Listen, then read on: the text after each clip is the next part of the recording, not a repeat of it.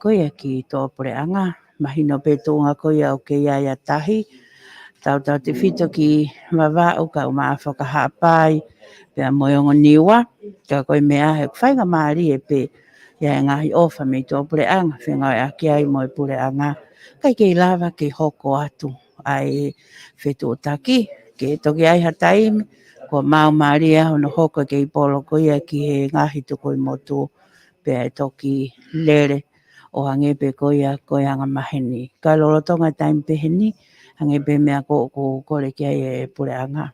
Ko hangai mea koe lerei, hangai mea ko sai, pia hangai mea koe e whainga maali e ai oku mau fia pe.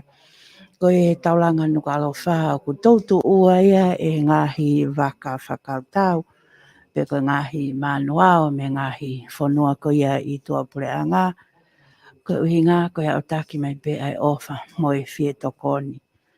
Oku ikai ngata pe foki i e foki a te ngai waka koe, kai tu uta mai me ngahi waka fo'ou, tatau pe a Nuusila, hange koe ko Australia, oku whaihono whapapau ia he pureanga Australia, oku foki a te waka, kai toi tau mai pe moi waka, moi ne kau ngā ue, mai e pe ma ngahi helikopeta ia, ke whakawhainga maari e, hono whitukutuku ko ia, o ngahi uta, mei he waka koe, ki he waka koe, pepe he foki ki ato koni e whakahoko, ki e toenga ko ia, o ngahi tuku i motu, hange pe ko ia, nai whai ko ia e Adelaide, ka kui nuku alofa ai kenpela, ke tongia ai whatongia ko ia, pe ak whai ai whakamalo mai whawheta, e ko hiko whengai aki, moi potungau i ki muri, ko e potungau e kautau e ne awhio, kai uma a foki, ai pure a ngā whakaloko fua, pia mai ngahi whotutu ngā ue ko ia oku whakahoko. Nei pe foki ngai whamatala koe nei tuku mai mei mua, amanaki pe e iai hangahi tutu uni fo'ou, ka e toki mahino pe i e whakataha ko ia o e ahoni, pe oku hifo ai pe, mei he lanu mori ki he lanu mata, pe e tu o mao pe he lanu mori, pe e toi foki a kula kula, pe ko hai tu unga ko ia, kai toki mahino pe ko hai mea ko e tuku mai me he pure anga. Ko tui a wia ko e mea lai tahau tokanga ki ai mātua tai whanau, ke nau whakaongo pe ko hai ngahi whakotutu ko hi foko i si whanau ako, pe oku foki a ki nau tolu i he ngahi kōrisi ke ako, pe oke o kokat pe ai ako koe mei api. Te koe mea koko whai e whiawhia, oku keke te whanungi taia oku hano hata. Oku os mahina bea ke taha ko toi tuunga ko ki ai atonga ni, pe koe mea maho i ngā ia, ai ina se taha ko toa i he mo ui, he neongo oku ia e ngahi whika o hange oku haa, oku alohake. Ka koe whawhiawhia, oku kiki aha ngahi puke ia i tongani ke pehe, ke a o ki he loki ko ia oku awe kea ki nau tolu whainga tā ia ange. Ka oku aipe ngahi whaunga o ngai aki, koe na ofa mao i api, koe tau hi lelei, whai pau ki ngahi tuutu ni, mo e talango fua he ngahi mea pehe, pe au toka maari e pe ngai mea hano katoa, ko hifa koe toka ngai kina, ai tau tahataha ki lalo o te efo ke nau i nasi i ngahi polokalama huho malu i. Pa ko ia koe mea pe ko whai ki ai whanongo ia, oku whemo i kina pe ai taha kotoa me kakai, he tala noa fia pe ia, tau mani o to ia hata hei tene lawa o liuriu ha mea, ka koe whalala pe ki he otua i he to onga ko ia o ko whakahoko ake ngahi whatongia ko ia i tongani, pe hange koe koko mautolu me ngahi tuku i motu, tau whanonga whakataha pe, ke i hao pe a eua, ke i hao pe mo hapai, ke i hao pe mo ongo niwa, ko wawa o pe ka oku malawali lei o mapurei, ai tōnga ko ia kia ia wawau, kai o maafo kia tonga tapuni, hoko atu, mo si ifua whatongia, kau toke tā, mo kau nesi. O i kai ngata pei he kei lele hoko ai polokalama huhu malui, koe uhi koe mei kakato ai pese te ao e tau taha ua, ki o lunga i huhu malui.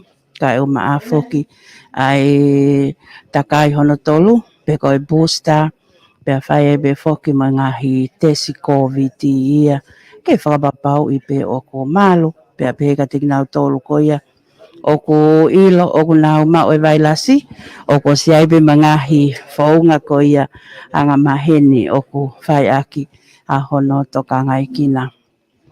Kai ke i nukalofa e a honi o ku aho wa ofo ofa en la le pe o ku moko pe ko e ngai aho ko tau si tu a me ai na e hoko mai e tō tāpua ki ke funga ko ia e whonua au mai ke ane po pe o ko whakawhiawhia au pito ko e uhi e mahino kia tek tau tolu ko ia i tonga ni whainga maali e ngahi tawhaki hono katoa.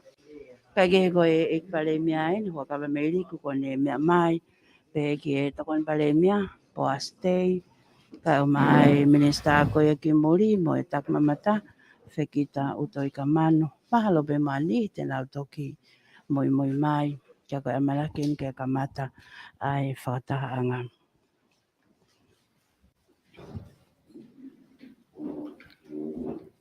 Pamalo te mola mai hatani. Korbe mua ke kore ke mista tokon pare mia. Ke de fai mai mua lotu ke kamata ke tau press conference. Tua maf ke mau tamai al ofa fiona ke fafta ia han. Tau hi ofa fiona fai ke he. Ek pare mia ka mai minister kau fai ngongo mau he ni he han. Malo ma uivi. Malo no tataki mai ai fonuani. Na mau falala be ke afia na me kamatangan de ngai fai ngata to be pena kai ke fonga ke afia na me fononga na mau fa hoko mau sia hon mono ngai pole meneo mau ngoi pe si ho mau vi ka ko mau tu fa pau pe ko afia na o ko ke fai hono ka toi mono fa e mau ngai fa amu fai ho mau fa lot lahi fa mama ho mau loto mau ngai lau mari ya kui kai fonga ke fiona ka ko ke tataki e mau mea ko pe malo opito e mau ivi malo mau mama ko mau kole o to e hoan pe hoko to e bege ngau e mau fa hok mai fonwa me mono to kanga kina ngai fenga ta o ya honi ke ona ke le kina ma tol ka ke hoko to no tataki e mau fonwa fo mama e pale mea ka mai purenga kau fai ngo ne ek mo na fatongia ko no ato ngahi matala ke mama ka kai e fonwa ka mau loto atu ka mau tui ka mai ho iki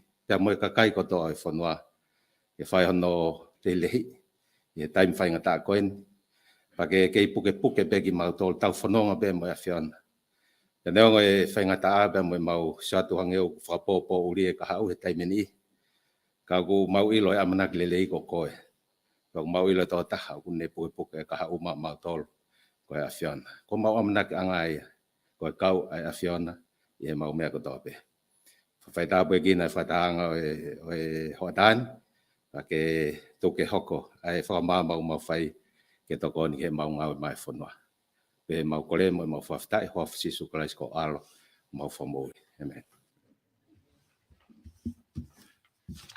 tapo e o to ma fi tapo nga king bon na spau mo fa le ha mo pa kore pe ke hu fanga e fa tapo fa ke to pe me e tau fa press conference kon o fa fai kai pa tu pe ha ki fa mata fe ka mo ngai fa o ngongo pe ngai fa mata la nai ma mai talu me e tau press conference fa muy ta fe ka mo covid ta hiva ai go ke toto case talu me ka mata ko ni ai ono ilo ko ni ai ngai case ko ni tongani todo case tai ni bi ko fitunga ta hanima ko case for why e fitu noa recover ai tol ya ma fa pe to ai active case e fa ngia ta todo case tal me kamata ko fitunga ta hanima new case e fitu noa active case he tai ni me fa ngia ta he ko recover ai tol ngia ma fa ko test PCR la evalua fe hivao no nai fai pe ko red Peko rapid antigen test e wamano ni mafe hivangia utahaono na e whakahoko. Vaccination ni ko na tol ko na sia e na huruaki pe se te hiva fitu e taini. Atu na e toi whakalere ia peisi ko na e kawe aki. Aki pe ko na simea kia e mi ta boui. Second dose pe se te valuhiva. Po ko booster leva tawalake o whanoa. Ko whaigiki e toki mea kia e mi sta moui. Ko toi tana kia pe kia ai. Hake pe ko mo mea ai i he mo ni te na e kamata ai. Pe na e launch ai Polkalama reconstruction, recovery reconstruction ki he tsunami. Ai na e kamata ai ni pātangata ka uma a Koromotua, sopu Koromotua. Ai ko ngahi whare ni ku whatatau ke sawe na e whai whi mau ke langa, ko ngā pēna e holo, pēna e mau kai ke toi lava o whakalerei e ngahi whare koe ni. Tu he tai nimi ko whare uang iau walono wa mana ke langa, pa uai leo mo ngai whare ni e whakalere ipe. Pa uai pe mo tokon ma ke ai pureanga ke ngai whare ko ia.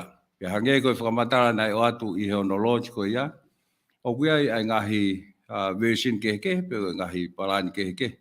Ke whiri mea ai toko taha ko ni o ku whemau ke langa no whare. Ko tahai o tu pe lalo pa ko taha rewa o ku whakawai ki o lunga. Ko hinga pe na ia whainga maari ke hawai me he whonu mai tahi. Aia koe tu e tai nimi, he whaka i he tawhaaki koe ni, o e langalanga hake koe ni, me he tsunami. Whatatau ki he tau whaka ngata, koe tau restriction, koe time tatau, koe tau ke whiu, ke tu ai pe he walu ki he nima. Walu ki he nima. Whakaata rewa i he wiki kahau, he osiko ni e current restriction, peko osiko ni e sāpate. A tā rewa ai whakatau ai ngahi rika shop, peko e ngahi whare ko ni o whakatau ai alkaholo. Ke i tapu pe ai ngahi pā. Tatau pe mo kawatonga, a tāpi ka aluku maha o kilo kawa, kau ke i tapu ai kalapu, peko whakatataha anga. Mo fua pe ho whai kawa ho api, peko ho whai pāpol koe o ke iai. E tawhake sporti, e a tā rewa pe a mo e tenisi, ka mo pika polo kai whai ko i tua. Ku taini me o kei wakai, he putungai mo ui, ai malu pe mo e tūkunga koe hono whai ai sporti koe ni i whare. Ka he taini mi, koe whare i ki ata pe hono whahoko ai sporti koe ni tua, hange pe koe tenisi, pia kau ki ai mo e tāpulu. Ai koe kai sporti ia o ku kamata ki whakaata ia, mei he ui ke kahau. Te u toki tuka ten ke misa mo ui, ke te toki o maha whai ki ngahi whamatara koe ni, whikauk mo i COVID. Taha hiwa ka toki tāna ke pia ngahi whamatara nai. Malo. Malo pito ik pandemia pe ko kole pe ke ufanga he talafata ka kato ne kamata ke whakatahangan ko tu ko ki tāna ki te uwhai ko ki tāna no. Na e lava lele e press conference e po ngai mo ia niaf pa mo e kau whai ongongo. Pia na e lahia ngahi mea na e whamatala pa ngai wheu. Tu ke ka pau e toke aha ngai wheu. Mahino pe foki ko e press conference ane awhina e rau koe ki ane awhina e ono ngau whanima. Pia me ke isi koe na mao ane awhito ko fitu noa ko au ko fitu ngau tahanima i koe he ahoni. Mo whatoanga yang he tau press conference ane awhina e mahino na e ki tōlahi ki nau tolu me tori. Ka koe pongpongin ko toko fitu noa ko e ni koe lahi tape me ki kolo kau ngā api pe koe ni o tori ko Lomalinda. Ma mo ngahi keisi ke holo pe he community. Ka kono whakatoa ki he kau whaiongongo, kau mai ka kai whanua. He kai ki utoe whalolo au ku osma ala ngahi mea ia i he press conference ane awhi. Kai hoko atu ka pau mahalo ko mautolo ko he taini miha. Tari peha ngahi whehu, whikau ak pepa ngahi mea koe ni ki he COVID tahiwa. Malo? Malo ki sa mui. I hoka koe ne ka hau e e toto fai le vai briefing ai po ngai mo ui fe ka wa ki mo fika ko ni covid tahiwa kai toki wakai pe ke to ta pe ha press conference pen ke tal fa lu fu ha nga me to ka nga ke ai ka fai ngongo tu ke pe apa ya nga hi ngongo fe ma hinga ke tau lava po ta no ke ai pe to i will have a press conference na ke tana ke pe me na fa ho ni nai ko ya ko e to malolo pe secondary school ai high school o gai foki ai tau repeti mana o se me apikai mi sta moi waka no si la Australia he tu site pe fisi le mo ha mo he tu apure lulu fatoki ale foki pon ngai moi ke na to ngai ki na tol ko ni ko mai ko ni ko to fa ngai tu ai le wa mahal to nu sai ang pe ke to te wang ai ngai ako ai ako high school mo ko lisi ki he wiki hoko mai kai no fo ai pon ngai moi o to ngai ki na tol ko ni u foki mai ko ni i he waka ko ni uwaka e ua ko ni o hau.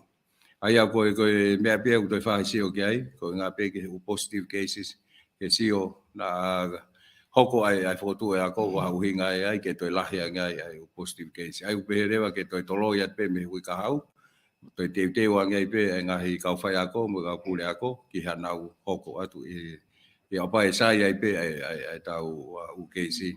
E hui ka hau. Kai hau pe hau whehui, pangu e mea anga mo fo, mea pe kouta wanga ki ai ko hikinim. Ai ki mua e utai tali atu hena filo, malo toi foki mai lava e quarantini. I au lana. E pale mia ko ki wheu ni na eke a niafi ki he press conference koe ai pot ngā mo ui. Ki ta whaki koe whela waki koe mei tonga tapu ki motu, hange ko hapai pe mo ewa.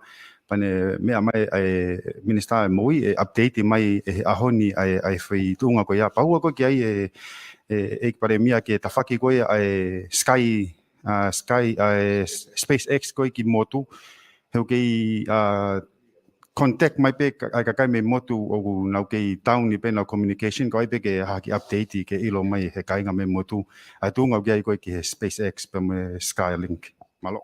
Ala te kamata te he folau ko ki motu. Pato ko se nei ngai foto tu na mai he health ka ko pase kabineti. O e faka ata alu ha pai tal fit foka e wa mo ha pai u te ke o ke covid O ko faka ata ke o ka ko fonga o pau ke nau ke comply ke u lagi te ke a ni mate ke home isolate ai tongani ke fo pau pe check health pe ko ke kau he kau context ko i tongani ke fo pau ka pau te ke kau he kai faka ata ke al ka pau ata te ke a ni mo isolate ni os pa te ke folau pe tesi ko i wawa pe ko i e ua pe ko ha pai ho wa tu pa te tes i a hono ni ma i ho i ai te ke to home isolate i ha pai mo e ua he a ho ni ma ko a ho hono ni ma ka pai tesi atu ku ke negative pe pa ata le pa man tifo ko ata ko ka ke tu pe mask ke tau pe utu tun ko ya pa ba tesi atu ku ke positive ya te ke to isolate a ho fu ka wa pe ho pe no te si ka wa le ke aya ko foto tu ko pa se kabineti ka ata le ke fai ai folau me hen ki ha pai mo ko ha ko me ha pai mo wa ma hen fo ko ha uia u te ke ai covid ya fa nga mari pe malo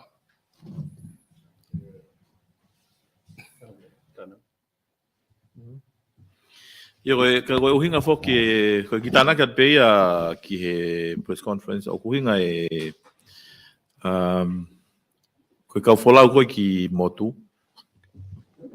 kange ka pau de na folau he ka hau ke instead e na Tokyo fai me ko ni na no fo ko tari mai no pe fo te na folau pe fe ma na ai lisimo nga hingo ko na tolu ia ke whapapau u koe ke ha tahaya kau kontek holo hen. Ke whapapau pe, koe hae rere tate tawala lava koe ke ki tau fia e ne au ki ai. Ka ko tu ko wawau, koe wholau koe ki ai, upau pe ke te siv COVID kit, pato ki heka he waka. Koe uhinga koe tainimi, koe foi case pe e taha wawau. Pena te mai mo ngai sivi specimen ne te au manima he kau konteki ko o positive case ko vavau e mai au sivi negative ka to ape ai ko case faka to ko vavau ko foi trofito o se ata e to ko no ko to ta pe no ke ai ko fola mai me vavau ko me tata pe hange ko fo no ko ngai motu ko no ke ha Malo. Tana ke te gai hange ko me bo ko swa ko atu. Ko uta falot fonua ko ke to ya quarantine ko alat pe ko ata be time ko ya. Hange pe ko na swa ko ki mo. Ko alwe ni akakai. Apa le ko alwe ka hau. Ma ki fa ni ma ko nga le ke fa hoko le ha quarantine. Opa wa ha fola fa ba. O ke ai pe mo fo nga ke ai ka pau ke ko le mai ke CEO o health. O ke ai pe mo procedures ke pe ko protocol o pau ke ko ai o ko fu ai o pau o ke ma o ko fa a ni ma pa ke fola. Ai ko hinga pe ia o pau o ka nge ko ni wa ha ka lo vakai i ho fa pe ko tata e ki. Ko le mai ke CEO o ke ai pe ai fo nga ke ala tali ai o fola fa va va. O pau ke ma o a ni ma ko ya fa e fola. Ai ko foi fonga pe ta ke nga me fa va va. Io. O SpaceX. Io ai aku tu fai u terminal. Ai ka ko terminal fo ke ta ha o ku sai ta ha avea ki ha organization pe ave ta ve ave ki he TCC po TCL pana tu fa ke na do ka atu ke ha am ngau ta am ngau pe ko ya around he tu ko te ne ma ai ka ko ave ne ke funky tau pe ka ki ape ta ape o ke ko hinga pe ya ko ha ke pe da fo TC e fa ngau e ki ke nga hi ya ka ta la la hi po tu ngau kau ke mau ke na tu la ko na o fe ui ka ku o ku os kamata fo tu wa tu i he TCC fo tu wa tu he pon nga mo ui ka nga ngai fe tu Ek para meu que aqui ngatu la pe o mau ku how we contact mai me motu o ku ki hat pa mau haki time frame e pe available polo e ki motu ka pa ko sa available polo tai mini pa ko ka fong how ke ko okay ai ko kamata ko ni alki moto ko nos pe va va kamata ke fa kakata holo ma Pagkatana ke bigay apa wa te he TCC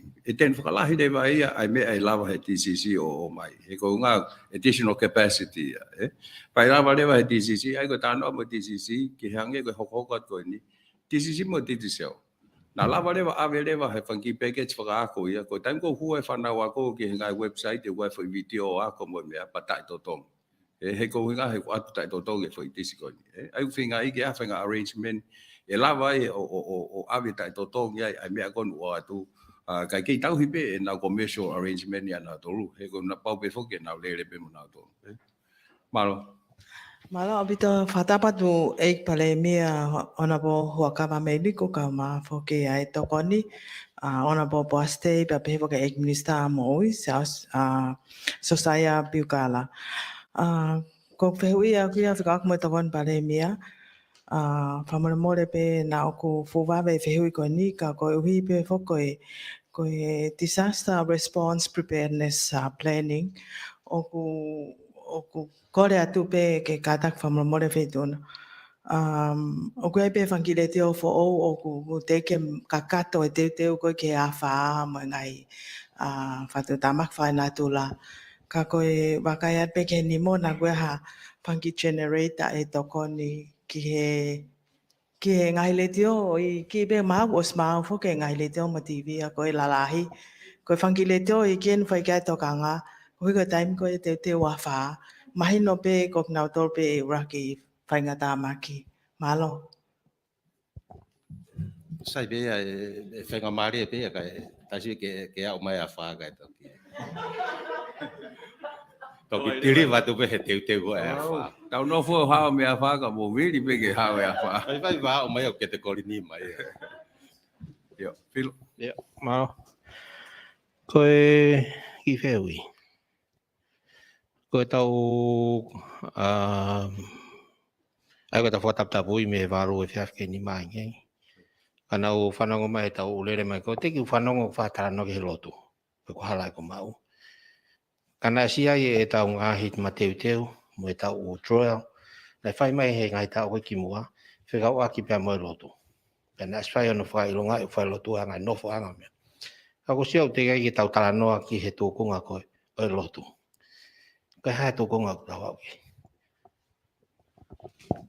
tapi kau ki patut na tu ase mau sio ke he ufa tap tap bu na ka wa lo tu o mahino fo ko tawa ko pe fo ke u me ko hoko tau nga he fonua ka nga pi na la hi u ma fola vave COVID in New Zealand ko lahi me ukai ngaloto ko tau tolo ai ya mo islands pa Pacific kana ma fa kau ke he tu nga ko tai mini ke ma fola be me a de nga nga we ko to ka ke ma fola fa poto ke tu ai lo tu he tai min kada tu ke o sia te wi ka u ka tau toksio ai he tu nga ko ne transmit ko he society mo man fo ke tau lo tu tau hiwa ai ka pa te tau whakawaha hai loto ko hiwa pe ha toko hongo fulu ia os kotoa pe loto ia te tau hiwa pe mo masi o wal pe ko alu fe mas ka de asli le ho tau le o he mea ka ko u me ia tau ma ka tau pe o falong long ka ko anga e si o ko e fa potang pe ki tu ka te tai min ka tok fasio ya malo e mi stambo ui ga ki fehui be nia ko re pepe lava tuku mai ai fika ai tuku mai ngahi kolo pe mo ngahi fika go keisi lolotonga ko inga pe ku fehui o ku hangana ku hoko i toritori ko ngalahi ka keisi ko ni ahoni ko lomarinta ka nga api e ho ha u kolo ni hi ku na fadongo ko ngahi keisi o ho na ka nga api ke na lava fra e mahu inga ke fra e ka kai ngahi kolo pe mo lahi keisi ko ku ai ko kita na ke te ki ai e malava pe ke ahani ihia o kuma una tolu I he kolona he vailas kolona pe na u kai te ke na mai na to sivi be fa fe longa ki be me potunga we pe na recover pe na tolu ya na tolu pe ia I tu au te ke fa ha fe ilonga ki ia be me potunga we e malava pe ke hoko ngahi ha mea be hen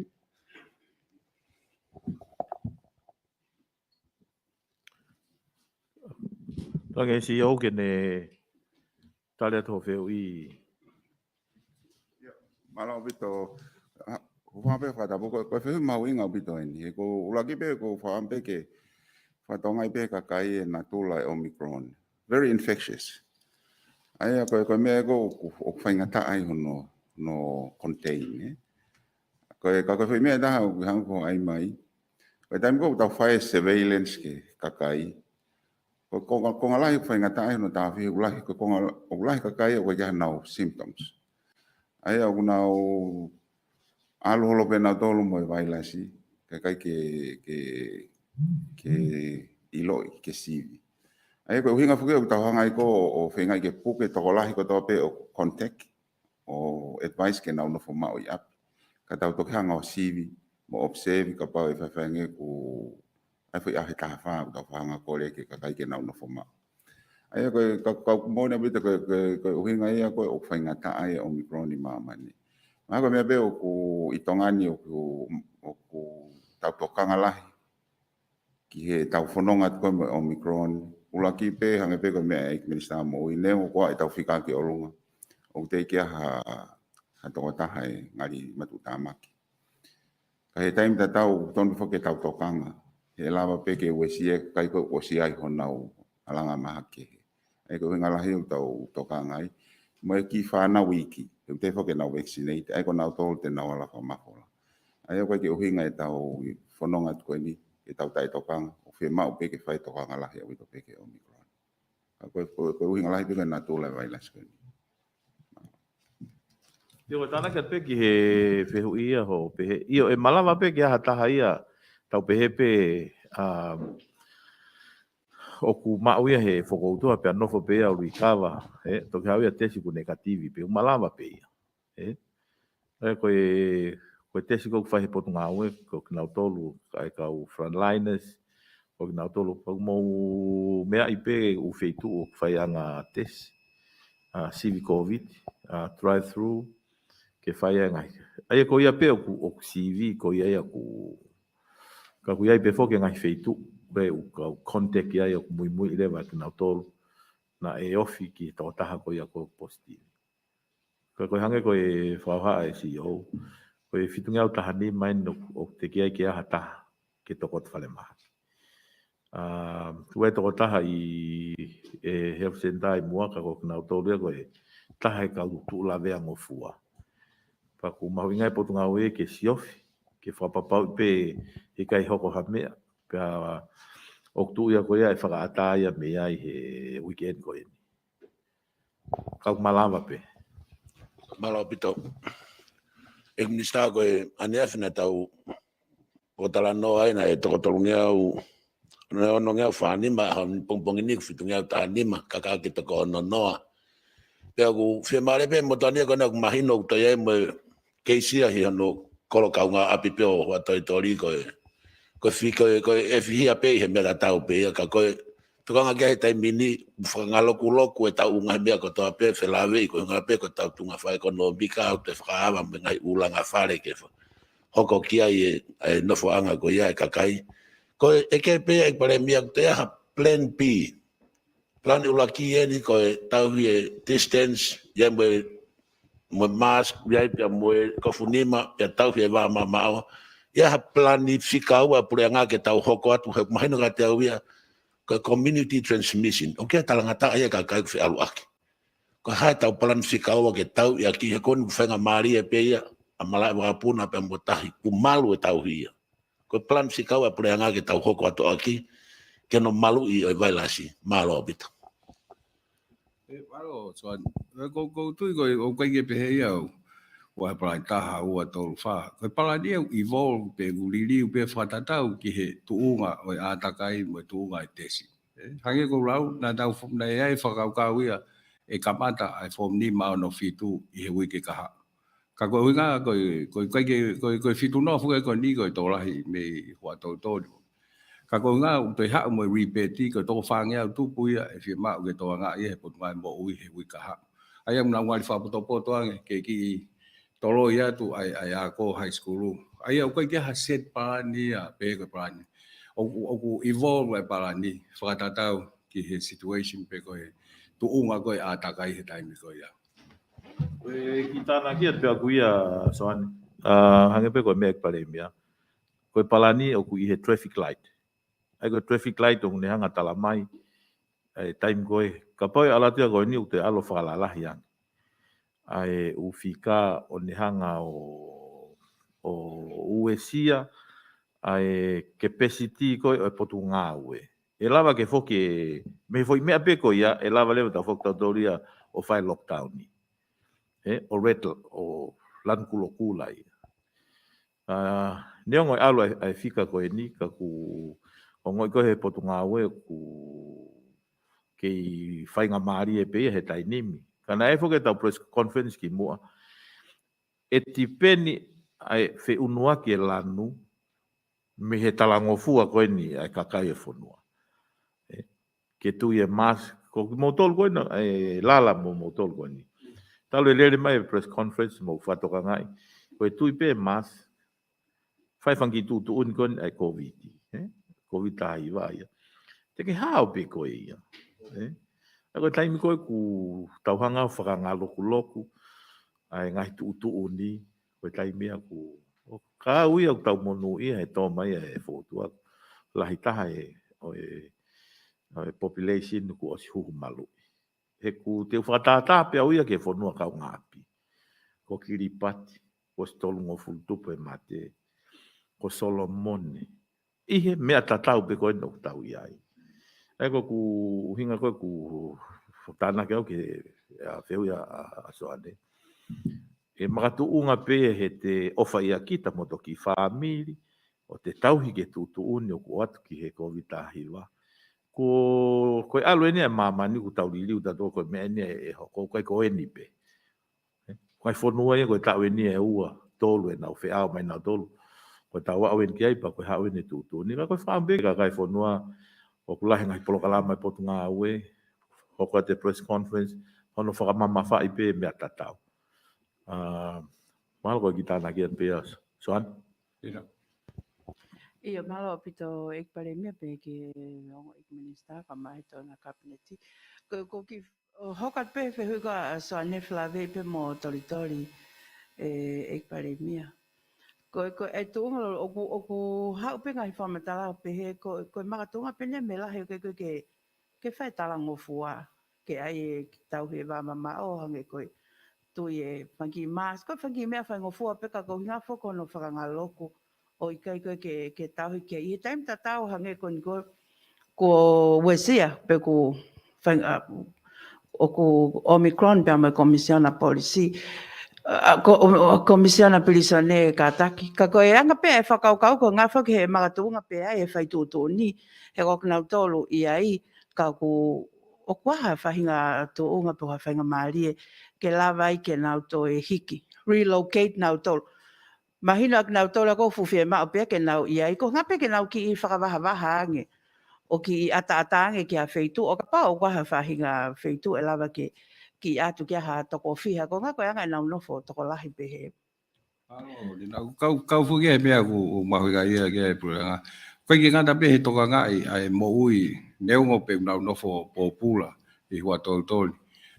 Ka koe toisio e taha ki he safety pa mo security koe ko hinga pe ke malu i ai tau pe a hua tolu tolu. Ai au koe whikau ea kia mo e sotia mo e polisi. O paulewa e aha asi mai o ku ikai ke lava o ko hinga pe ko e puke ai kau se la pe ko hai o ke whakahoko e whatongia ko ia e lava lewa o ngawe aki ai o service ko ni a sotia mo e polisi ke toko ni hono malu e ta whaaki ko ni loto mahino pe pe whainga ta hono whamamahe wahe ina tolu e koe ko tā noa ke taktahia no loki ke hinga pe ke ta ofia ai mafola o mahaki ai lewa o ai pe ai expectation but wai pe ai mahino e ai pe mafola ko hinga ko natula o atakai pangmone o ke ko pe kwa whainga maari hange pe nau whakahoko atu he press conference ki mua o ai pe hange ko taria e ara whai sio ki ai ka ko tu e tai nimi whatatau ke whare i koe me commission nau no uku loto pe whoki me o sa nge pe he ai pe kau se lau puke unau toka ngai pe kau popula ko ni upuke pa ko whakaamu pe ia mahalo i tai nimia ke nau te whakapapau ia nge ukai ke toi mix ke nau tolu ko ni positivi mo negativi kau ko o si ova pese ni manoa ia kau popula upuke i tai nimi kau ko whawhiawhia pe ulawa pe he kau se la i tai nipo ke kai ke ngata pe no toka ngai te ka keisi dau pe whatu tama ke apito ka ko ngā koe malu koe o society me hua tolu me Malo bito i prai mia ka pe ke he o administra ko ki fe hu nia fe ka aki pe mo to lai ta he ho ik fa fine tai ma nga we o kuna no he fanki ka ta no ko ya SPPT ko va kai pe he ko loro tonga ko ni whakataptapu i pa ko to lai na to ko ho ik fa fine ko ni pa ko whakalele na fanki business i pa ko fanki business ko ni o mo mea i pe koe whakataua te whaikakai, koe ngā he whanki whalekai, mo mea nau tu whaki. Ai au koe sia he taimi koe ni whakataptapu i paku i riwhia kakai, kau ti man paku o i kai ke ta ofi ai ha whainga toko nia me SPPT, ke ta ofi ta no ai ho i whawhine koe ni koe ki whehu i pe pa koe ki whehu e no wā wheka oik pe mo tori tori, o ku kaunai e kau se la he he set allowance kun ko nei me ake administra mo i ki mua ko ia pe malo o ata pe foki ai ngahi business e da ni ke nau ngau he tani tal me wi ko si ko me ko pe e lava o ta o fa ngau e mo SPPT ke ta ofi nau interest payment ni e fa ai si o ke he bla fu fa ta no ke panke ke nau lava ki ho ka ku mawinga po nei o hake hange o ku kai ke lava o fa hoko na to tongi ko hinga ko fa me ka tu ke fa ha si o ke mi sta pa nga pa mo ki na to ko na ta no ki ta fa ki ko ni no mo wala me pe ko malo no ake Lucian malo ta pito ni ka tamia ko la ubagai ko ta kuya e ki lista mo unga mo fika ko ni ko tu kumai ono me pa ni ka me ki me ta ni ma Nene paradisi pe ai porque pe amore sai ricavo mai. Nene po to kana ta ai. Tala ta ke moki na ta sai pe ni. Uga ko ki he fika ko e ka pau e kaka pe ia. O la ia nge pe a ka puke ia i ka ricava. Ko sia te na ke mo weaving awe. A potunga awe. Koe ni asi pe ai puke ia i vai ni mo lo malinta o fa ke na fok me pe koloni o wa hoka ki malapo ka ko kuhinga pe aku he tuunga pe e ko puke fa o ku o to ma pe ia he to lahi e mahaki tai min ia tai whakanga ngaloku o kai ke maske ni hia una lau pe na to kusai ka ko kuhinga neongo e nau tala ngata ka ku tau hai whakataha ka peka toa ki tau toro i he puke o ne tu ko ke kahau ka kaka pe he ai pe mo e foki maha tau ni ihi te tau he ko inga ko ku pure a niwe ko vitia tau me ko toa tai mini a we ke tau lotu a we ke kau ngā api i kai tau no fo mau pe api ka ko anga pe ku sia tu ke kaka pe he ko e kaka e ni aku mo mea he potu ngā we ai ni oku asi he ufika o ye ila pe ko hare wa te to la un dau alu tai sivi pe he pe na do malo Malo pito Luciane ai fehu lele ku o mai no pito pe Luciane kaka ko tau fika hange ko ku fa ko ne afi ko ya ho falaite wi ko osi ko ke fo a falaite ko ya ho ke se wano tonaki ke se wanoa sapate ke se ni mafitu monite ke se ni mahiva tusite ke se teau pule lulu ke se wavalu pero ne au ko ki ane afi an ko kutau talat ko he pompong ini ko ke se fitu noa ko teau ko he aho aho tusite to lai tahai pa me tori Neo e kaka e fika koe ni ka koe pesete hiva o e kau post TV koe maupe i he hono trace koe ai contact pe koe primary contact na nau whiohi mo ki nā tolu koe no ku post TV ulahi au pita ukoloia me maupe ukoloia koe i tonga tapu ni i he kau post TV ka kuiai pe e nau whekau kau aki. Pea mo e ki nau tolu. Mahino pe tu ia koe taini mi, koe lahi ai tai whewhanongo mo e kai ke mui. Pe talango fua ke tu uni. Hanga pe kola andai, tau monu ia tau tolu. Hoko mai koe tau huhu malu, pe kai ke tau hange koe ngai whonua. Ai ko tui e lala kusaipe ko filo en kui hen, mo te isa. Ko tui koe whatongia en ke tau whengawe a ke ngawe a ke miti a. Ke mau tokoni mai hono tokoni e kakai whonua. Kai hange kou whahoha. Te tau aluat koe ni hau whoke whafoki mai a ko tau kainga. I aho tusi te matua pulelu. Koe tau whakaamui. Ka pau e talangofu e kakai te tau lava hoko atu. Ka pau e o mai koe ni pa tau alu e whika o ne hanga e ia o fuu lahia ki he iwi malama o i potu ngāwe pe ia te ia. E lawa ke tau whok tau i he traffic light o lan kulokula. Te tau te whok o lockdown. Pe toi whai ngata ke toi whainga e mai ho tau kainga mei muri. Ko tui koe ke kakai whanua ke tau whengawe aki. Koe tahai e tau tokoni, koe tau tala ngofua ke ou e fu mafola, neongo e ne fu mafola ngofua. Ka ko tau tolu ko eni.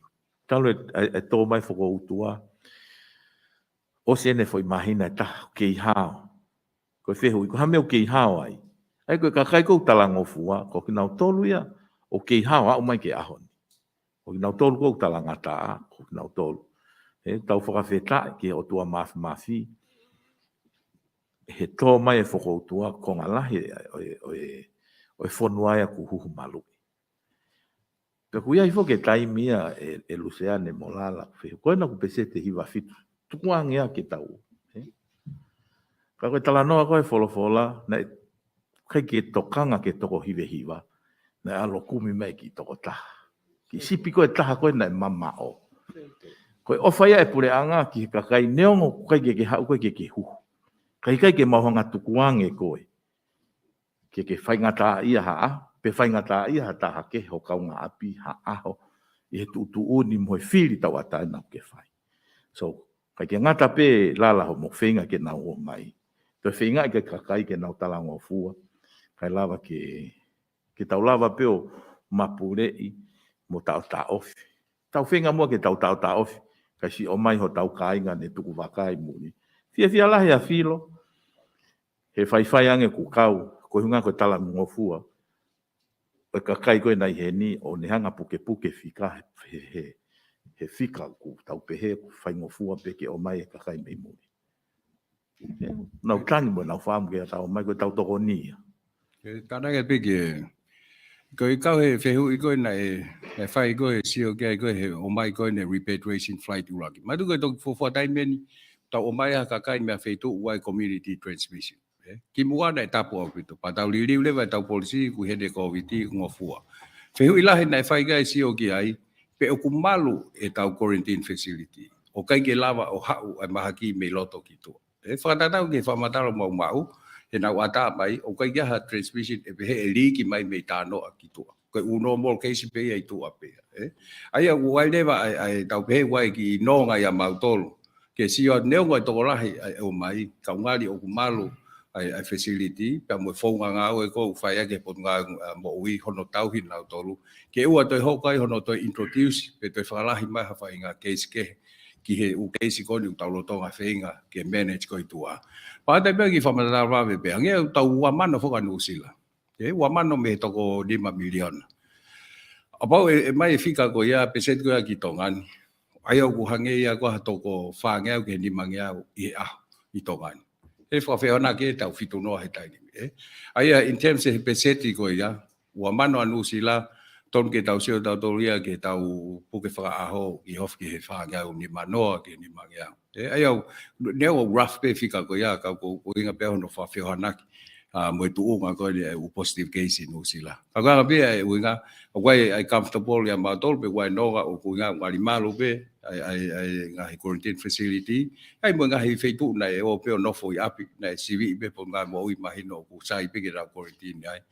Pa ko hinga ko no no toi fai ko ni ai repeat hoko ke fa fok mai ko no tau kai nga tonga.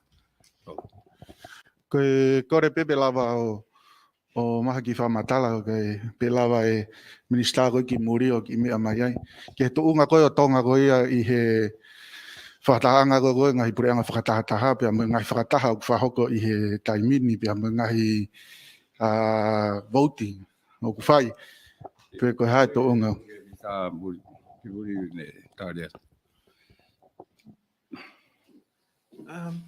Te kore ke hu whanga I he ngai whakatapu. Koe o kia pe whoke ai po kalama pau ia ai pureanga whakataha ke nau ngahi whakataha.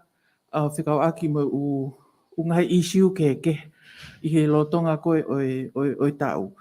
Pau kia e ngahi waa ke o pureanga whakataha o nau toka ngai ai foi issue e ngahi te whaaki whakateknikare o te whaaki whakapolitikare. Pea nge koe ni koe situation koe ni na e hoko koe ni I he ki Ukraine mo Lucia. Koe mea whakasecurity whokia, ko issue whakasecurity ia. Pea na e whakatu urewa e ko issue ko ia ki Security Council. Ai koe Security Council, koe kau me mipa e nima o nau permanent members koe iai, pau ia e nau veto power. Ka watu ha whahinga whakotu o pai veto ia taha ko ni mate ia o noa rea e koe mea koe ia.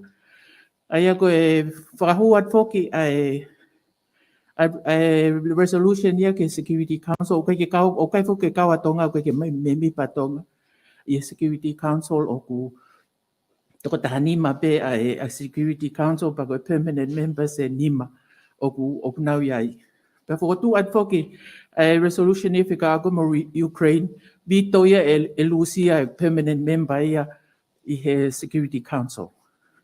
Pea mate lewa, kai lewa ke te whahare ia I he Security Council ke foi mea koe ni, He ko Security Council o nau pule I ai kau peacekeepers ke nau o pe ko polisi pe ko sotia ke nau o kata whaaki o koko ai ha palparema.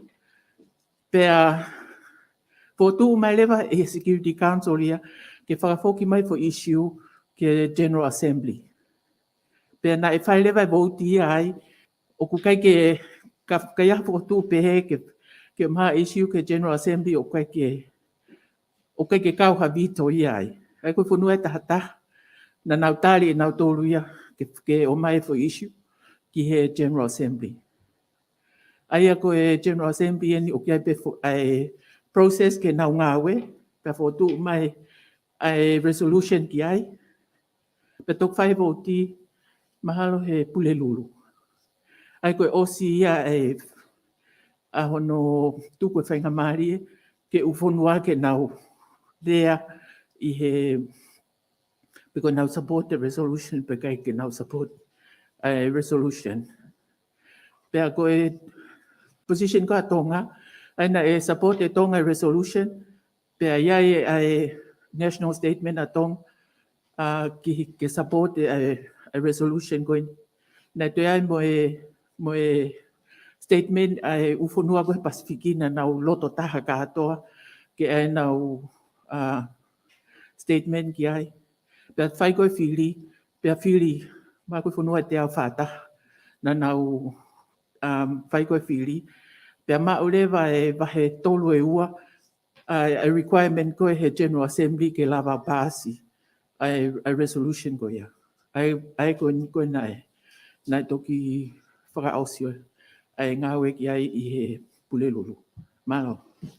Alo, ai ko tana ko ba big ai na tau vote kau ki Ukraine pa na tau co-sponsor ai resolution ko ni hange ko ya fa ba be le media ngai me ani ka ke nau sio ki he process ko ai wena pa ba mo fi ilo ke me ki statement ko atonga ko punai le afika tiau mani ma atonga I United Nations General Assembly. O mau ai statement ko ya pa to kore ke minister ki ato au copy o statement ni aslere ya position ya tonga. E ko kore pe ya pa wa me ke tonga ki ai tai me Facebook a me mai ke minister ki boli ke motano. Ko ga ke fe mahino a ki ai phone nga we mo wala me ka ta pa usila. E ka ko anga pe ai ki Samaria pe hange ka me ko minister ki boli. Fil. Maro e paremia. Ko kui toki no fate mo e tawhaki ko e lotu. Toi ngā ko toka ngā pe lotu pong ima pena ku tari ton paremia ia. O whai si o ke lotu ko e sāpate. Ka ko umana tui pena sai fotu tu ngā siasi kawai mauton. He kai te whai hahiwa. He kai te whai hahiwa. Ko lotu ko e pongi. He ki whono whare lotu ia. Pa ko tui o kuhai kakai o nau miss outi ai fo event ko ia. Ko nau lawa ke me ke lotu pongpongi. Ka ko nga ka ko tu pe kwa pe homo hinga le pe mo to ki ai. Ka to mai tar kono wa pe. Ko e fika ko e fitungi au tanima. O kwa ia fainga fika ai ni hina ka ye hu mo ni na o shu. E fe fitungi au tanima ko tu pe o anga pe ka ma to ke ma information ni ke mama. O I fe pe o ko tu ka to mano. Ai ko ki lave ta he lotu e tu fas ma he Mr. Moi. Ko fe fa mahina pe ko hata o fe lotu. Ko sapate, o fa alfo ke sapate ko mau siasi ke foi ho eta hai malanga ko mau moto malanga ko ta dai fe kau pe wata hai mau to. Ko hoko mai ko ngai sapate ko ni ko mau malanga pe mi he ho fulu le pe ke ta. Ko malanga fa ho fulu, ko malanga fa heta. Os ko foi malanga ko hoko tai pe. Ki tikange ko no malanga tai mini he sapate asinga ko ngo fa lau mari no fo mau abi o mau ki hao be fo ko mo ko mo ki fa nau ki ke he opita te ngo I he tai mini ka ko hinga pe kia o ko kai ke ta o fe lo tu ko ar be ki fa le lo tu ka pau to mai pe hasia o kore mai te mau si o ki ai mo fa o fa ta tau ke ngai fo tu ko mai o ngai ko lave ne nai ta tau pe mo ngai business Vai o foto to ko o mai si o ge health pe ku lava comply mo na ngai tu ko fai. Ka pa loto pe sia ke na o na to ki fale loto. Pe o mai pe foto tu ya ke fa si o ke. Ka pe ke ta fe loto filo. o utoi ki tika nge te whanau malanga ki tai mini. Ka ke te toi sio ka hataha pa koe ke toi hoha. Malo. Sabe que tal pe mo fega filo fega pa mo okay fama opo he ponga o e fu fica ko ni. Le time ko na kamata me ai ku mau. Ta fata pe ke no fenga ke fasi si.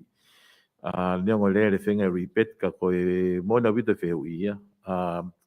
Ya ki he age distribution be ko yanga ko o ai tau.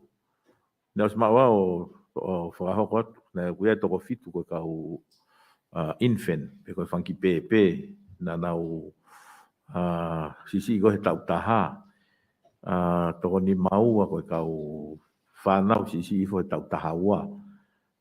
Iai mo whahinga, ai koe ngahi tau kehe o ku nai mau he whakautoa positive, Koe mea pena mau he motuan koe lahi taha, pe koe me peset lahi taha koe o ki nau tolu koe ni o ku na huhu malu i katoa. Ka koe mea koe kono whakaiki ki whilo mahalo koe tau whakataha ho koe mau mai kia whakamatala koe ia. Kai ke mau at he tainemi.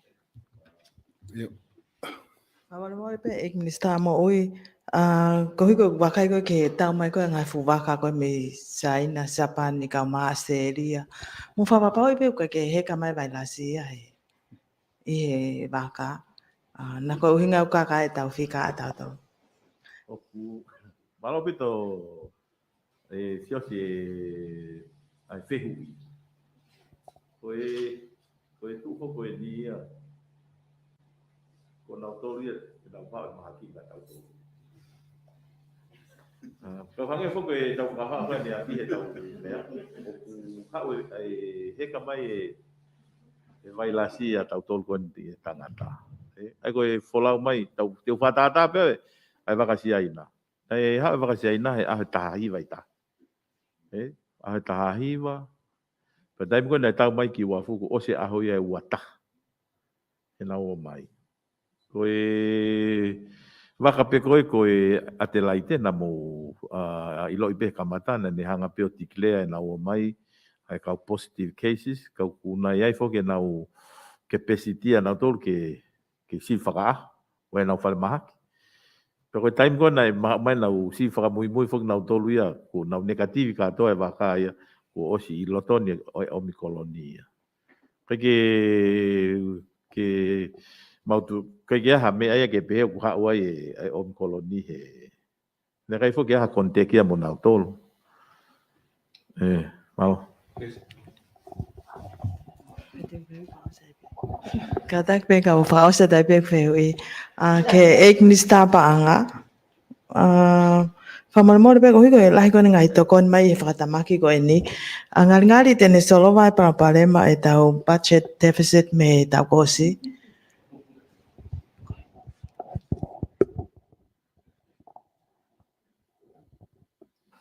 Ki hat be whakatapu. Koe konferenisi ni ek bare mia ka e maa watuan. Koe uraki pe koe u mea whakanu hoko koe mea whao ia. Ai na kai ke patset. Ai kono uhinga pe o ku o whai hono toka ngai pe o mono seo whak. Ka koe anga koe ma whakafufu e tai mini ma whenga pe ke ma nofu pe ke patseti. Ka e ngawe ak pe ngai o wha koe pa anga toko ni ke whakakata ke ngai mea buhulu. Hange pe na o atu ki mua whai whakatahalahi e pure anga pe mo ngai whanua toko ni he tusi te kahau.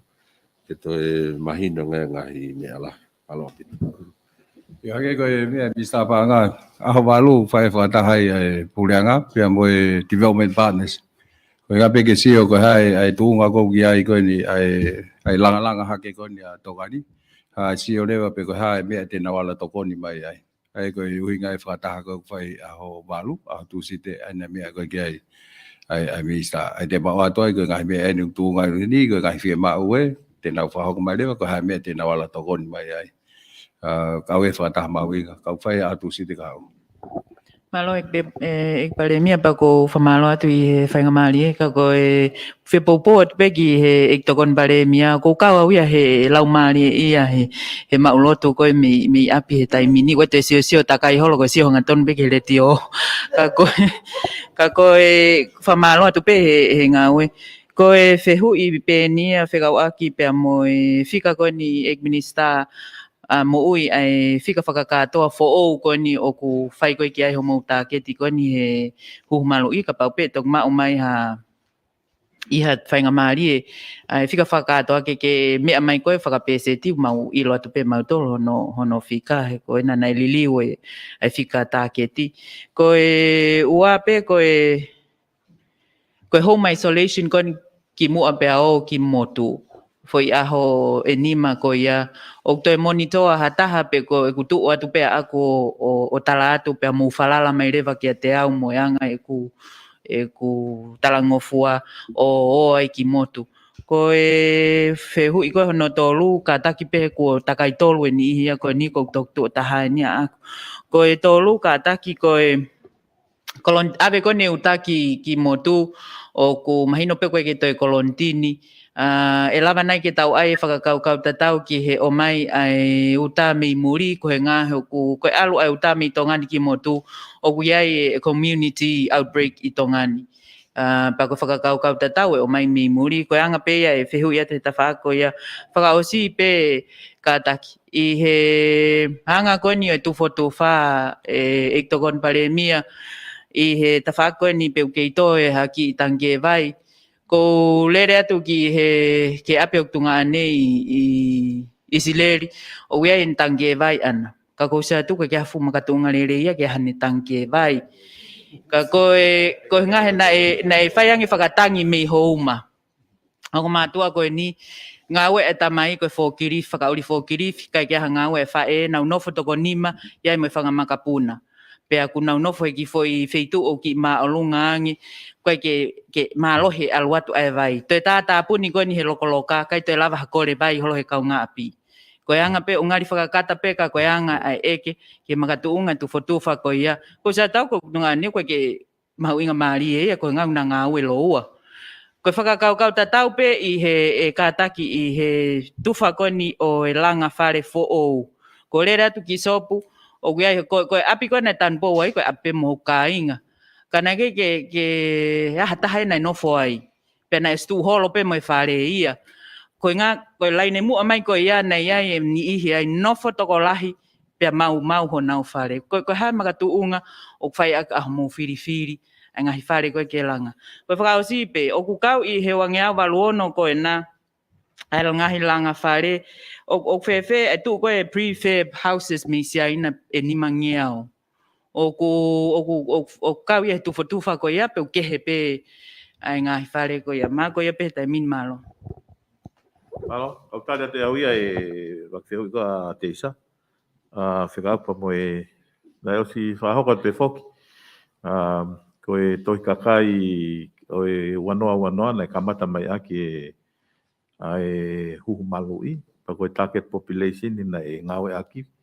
He time ko ia lala ko fituono hiwa tata. Ko time ko na nau to ngawe aki time ko na lili ko ngawe aki wanoa wa taha fata pa mo ki nau to ko na tau tata pa te una wala ko tau tahaua o lau fok nau to ia I he census for o to mo ki nau to ko kai ko ki nau kau he target population ni kana nau kau he hu kau muri kau mai langa ngai time ko na fai hu malui ko nau he ni ko kai ke hanga he potunga o tu wangi ki nau to ai ko e fika fo o fai ke hanga fo ko tala noa e di u pe e fika ai ko fika ko nau ngai ke ta ni mi ko fitu hiva valu tolu ono target population ko e tosi ulaki fitu ono noa fitu ono noa ko pesetia I va fit tosi ua ko fitu noa hiva noa fa pe pesetia e valuhiva pe ko e pusta ua nima tolta noa ai ko e pesetia fa noa ko e fehu ula ki a fehu ua fekau akpa mo uhinga kon ki nau tol ko no ku fai ko ne nau ki home isolation ni ko self isolation ko ka nau ke o more foi time tari ke heka he wi ke ka ha u ke to ke alo fai foi home isolation ko ia i api ai au ku kore ka nau tolu ke nau ka ke tu yo to fie mau ke to e civi mo to e o monitoa ko uhinga e ni e te ko time ko e ka pau te ke talangata ako fai mea ko time ko te ke test ai pa ke alu ke positivi te ke no fo ko ai ko tu ia ko mea ko ke tau ka pau ke fe almon ki mot ko ai mau encourage pe mau ko le atu sang ho ki fai ki no fo ma he pau ke civi ko ka pau te ke positivi ko he ka te ke ka ko alu he waka mal ko ki tari pe aku ai ku mau inga pito tau fe falala ki tau fe mahino aki me ka e te more tai me ka ngai pot ngai ko ato fa pa pau pe ke api pe ku ke fe ka pau ke fe al pau pe ke ko foi me assim fa ka osi ka pau te ke to ai te ke no fo ko tau mon pe ko te ke fe al ko ia ki eu pe ko hapai ai ko feu no hoko ia ku malo tau ki lave te e feu kon ki te kamata pe langa fale kon sopu ko fale ko sopu mo kolo motua e langa ai ko ngai fale na me tai anga o pito pe holoki kakato e tsunami ko fale tolnima kawai aposini ai tata kon na mau hon fale ai ko fale ko na ke inga mai kai te sa ka pa na wesi o mau lah ya pito pe tai anga o pito e kau pe mo ma o tu e kau pe e tolnima o ka ko fale pe ai ko foi o tu mai ko ya na mo o tua ka pa na mau ai ha fale o fa kau ka to pe mo na to ko tari ko ki he tangke o me be fo te he tau press conferences fa haka tai pe fa haka te tau project tangke ai ko fo nga ko na nga ya ki ko no ave ka office ko ke na alu mo tamai ko mi ap ngau na kau fata mo office ko no save me na prioritize fo na ko fa amu ke ulak tangke ange ko kau ito ko ki kau fangi family fa pe o varo ai me na ton fo ke kau mo ya me ka mal na si pe tangke na ki homa kau hoko tu pe poloseki ko ya ko pe ko te tau lava o fatangke ka to he tai pe ta ka ke lava ya depende me o fa ko mai ka ko o fa da ki poloseki ko ya o mai me pulangan nusila to ki fan fa mo di he wika au he au fitu ko o masi mana to fa ka ko save ko ki he ukolo pe mo u fe ma u mo no tu fa o ko ngala he fa to ki fa pot ko ya ofisa ko malo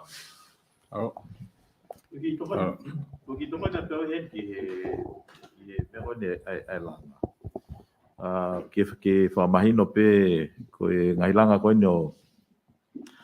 o kanu polu mai u fetu ko we na u no pele de pautofia o fakatataria ke na u fakakakata na ngai tala no ko u fale kon go stan po ko ke langa ko na toria go mau me afakakere o mai me he pot ngawe fonua ko aya ko ni ma ko na tampo ko ia aya ku au se pe aho ku na ko ne mau be me afakakere tu ku mai ai ko u hinga ia ku kamata ia langa he u feitu ko o ku kamata ai ko na tol pe ko mau me afakakere he ngawe ko ia pot ngawe fonua malo ko tale pe me ko ke container ai ko container fu ke na uhinga fu ko temporary shelter aku una fu ke ne pulenga ke langa ko permanent shelter ai ko mau sio ben pe lava to incorporate ai ko container be fu ke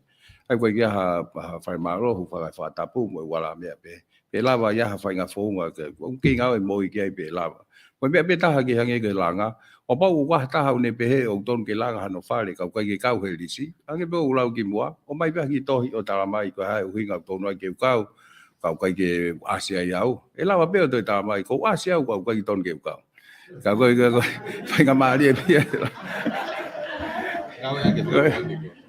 fa ma lo ke to ta ko ya ia la Kalau kau pergi quarantine dengan koloa, ada kau pergi motu befer nai omai ni. Oku whakakau ai koe foi decision kon koe ke oa te quarantine ai koe ke ngai motu oku kau ai mo koloko o mai i tahi mei tō puleanga ki heni. Ai ko os be fo ke os lo fe unga be foi folau mai waka ko mala waka puna pe ke hoa fitua. Malo. Kia la. Ko ki whewi pene ne mea mai minister puna moi ki he press conference ki mua tau monu ia i tō ngani o tau mawe coronavirus tō mui tau lava o learn me he mistake i oku whakahauka u whanua lalahi. Ka pate tau whatatāpe ki New Zealand a hangu mea mai koe e ki pare mea o na ua mano na tohe aho kotoa. Ka neai taimi ne tūta koe Omicron ki New Zealand ne me tatau koe me tau whangi whika koe lere koe tai mini kai whatatau ki New Zealand pa ne nau pehe e ai taimi e peak ai Omicron he whanua koe au mea mai koe e ki pare mea e a uia kia taimi te tau aroto whangiau whatatau ke tau population whangiau e aho ka ko wanga kusio koe tai mini ke tunga kuka koe New Zealand o ku mai tau no ia a New Zealand tai mini e ta whaki koe nau test koe ai whanua. Wai u CV ni ihi i New Zealand, o ku osko CV ia pa kone follow up manang na toa laku hunga. Ke ka taimia frontliners koe i he nau pot ngā mo ui ke na hunga CV ka atoa ai foi peak koe ni. Kok whehui ni ke pot ngā mo ui. Koko si mateu teu ai pot ngā mo ui ki ha taimi e peak ai i tongani. He ngā na tau sio, he ko tau tolu pau ke o mai foke tau PCR ma tau red test me New Zealand. Pa waha ki ha teu ki ai. Kari ula ke peu, ngā pe hango pe koe ko piki. Ai koe ko hika ke ko piki a New Zealand wa mano ko mea New Zealand pe ko ha. Ka ko hika pe ko wa mano New Zealand, ko ne relative mai koe ki tongani o tau pe ko whaangea we he ahu tongani. Ko ngā he population size. Ka mea koe ke PCR ko ilo pe ko so tamai misini fo o me ka tu pe ke misa ke ne. Sa ko le pe ke he CEO ke ne hanga o tale feu ka lala. Ala pito lala. Ko kono monio nai au ku na tau ki tano pe ane. O ku ai pe ai e mafua tonga o ki tuai ange ne mafula i tonga. Pe o ku ai pe ki ho vale ai. Ko ke hai o hinga tuai ai tonga ni e tau se kon ki New Zealand. Nga tau whakaukat ko New Zealand maluang. Ai au ko mau ke sio pe ki ai e ku hanga pe ku hanga he Omicron no whakavale i tau tonga.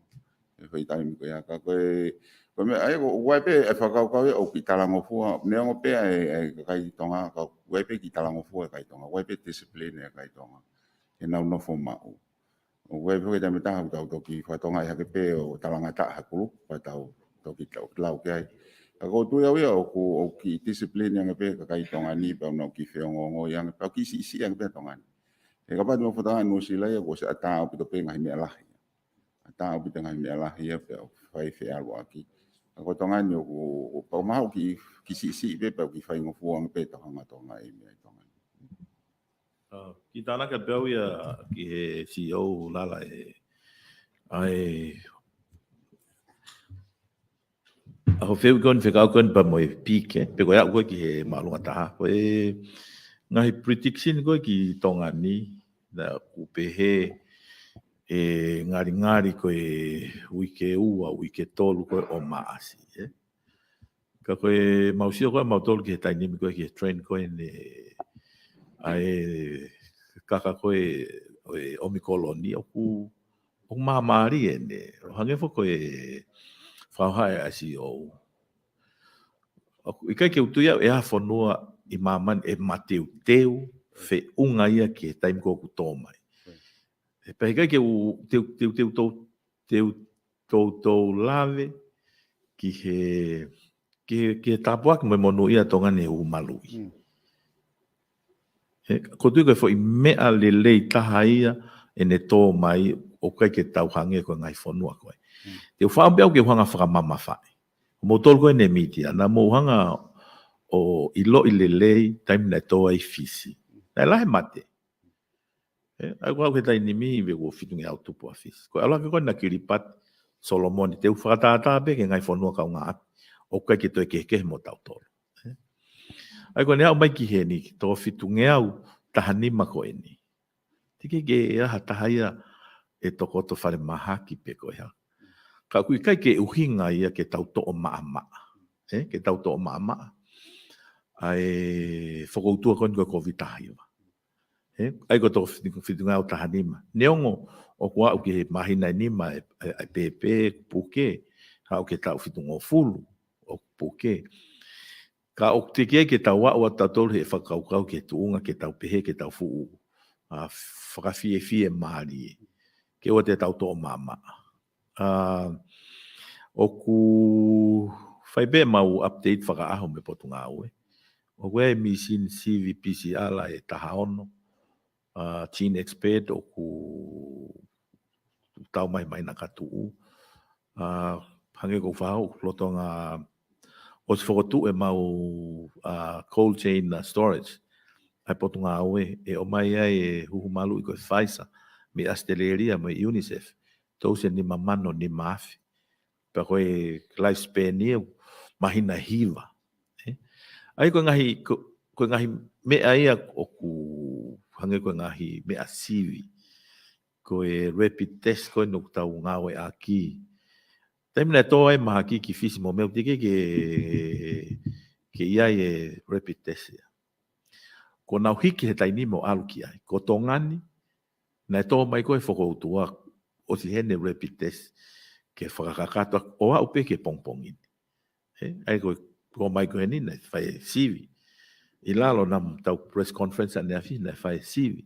Ai ko kono whakatoa ai neongo i he mau whakaukau tike ke au ki he peak pe koe maalunga taha. Ka ku mau wongo i pe mau tolu iau. Whanonga rere i pe ene whanonga. Pea neongo i pe se te hiwa fitu lala.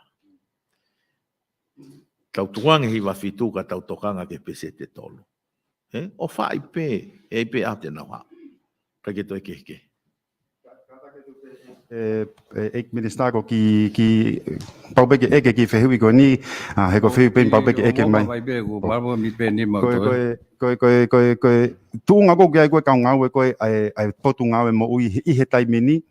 Mo nau sio ko mantu ko wai ki le fa balang ko complacent wai hang ko lave na to mama ko tunga ko kai ko ka ngawe ko a front line ko potunga mo i au pehe ka ha taimi e peak te tau lava pe tau tolu i he tau ngawe ko taimini o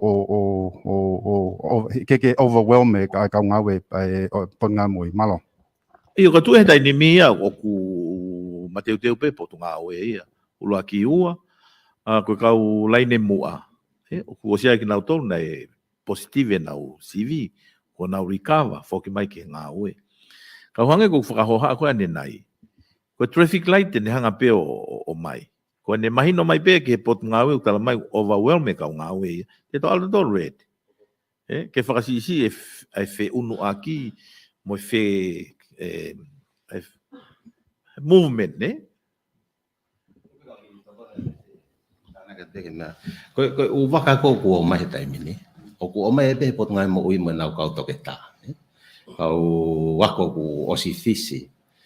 Ne afina me kau matuk mai kon me hotel he ho na ha nau tahi ni ke lepi. Ko nau kau toke ta kau he waka ko ni ku wa na ke ha ko ni. Pa kai ngatai ko ki isu peta ke mo me o ku ke ha pito ai ngau ko pot ngai mo ui he taimin pe mo ngau ko kamata mai ko kolontini. Ko kolontini taim ko na me toko hong full tu pe kau nes me kau toke tai loto. Ko fatata pe klontin ko na toki osi ko totel wal tah na ya. Na toko ni ma pe por ngai mo ui ko kau so tia to lahi. Ai ku evolve pe hange ko me ko ek pare mia ni nai. Ai ko ungau ko na fa lava pe hentolo ha kau non medical ka at leva kau so tia ke na hentol ko to na to ya. Kai toko si yang ai no foi loto ko wi ko lai ai ngau ko itu. Bagi ko tu mau ngape ke fatang mal. Malo ki fok pe ke tsunami. O ki fewi. Ko ai nai ha tona ki hono to rebuild e tau fosoa. Pe ko noa ko tu tani me ku ko fok tau te fiaro aki. O ko haki programa tu fa akau ai pule anga ke to I he ngahi tu ko na matorang matu ko matu mata tahi ke mau to mato mai o to ko ha programa be ko e be malo. Ke mea ke fosoa o kau e mea o si o mai o kau e no ta no ko tu si te pe ko ha interested tona ke le tokoni mai ai ne ko pe o si ai be mau ki me ala lava fa ka ke kai pe fa fe fe ga ba ya ta hai e hikini ma mai te ne lava to toni ke te fa le le yang ne folo ata fo ke ta o fosoa a mea ke akau lava pe fa ta o fa si ke ku la pe toni mai o mai ai ngahi mea pe hange ko seats mo mea pe ka tu fa ta no ki he mo ka ko we mo mea na lava to kon mai ai e mo ni abi to be ko ai be ke te tau ai de ba ke a wa de ba ke Malo apito. Ko te foka pe au ke he eki minister mo ui. Ko ui ko media. Ko media ku fia ma apito ke fai foke to koni. I he awareness ko ni tau. Ka koe ku kore a ku ia, koe ngahi whika koe ni ki he puke. Ni hi kou ku recover pe puke. Pe kulawa ke mau whaka aho. Ki mua koe pa tau toki au mai ke tau PC. O ku puke pe ai interest ia ai. Ua ni ia unau tānge mau pe o eke ange. Koe mea kou tānge ke tau tari ke PC. Ka koe ku uhi ngā. Koe nā tūla koe o media. Koe mea ete ke puke aki koe ki nā tolu. Ke ilo. Toko whiha e ahon. O koe more ke mama o ke whatupa hela ia. Ki he maukau ngāwe. Ka kulawa pe ke mau me CEO ka pau o mau fuwhe mo kina.